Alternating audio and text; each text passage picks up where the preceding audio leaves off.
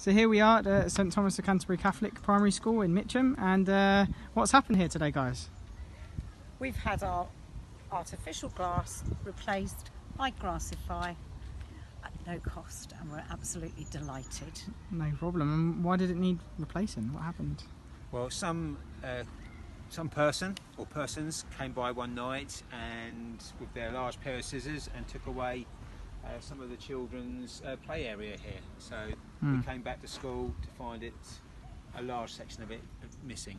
And how disappointed were the kids when they heard that the area was out of bounds? Yeah, the children couldn't believe it. They said, and parents said, "How can anyone do that in a school?"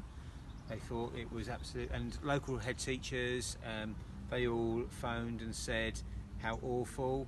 And the local press got to hear about it, and you very kindly picked up on that story and came to our rescue.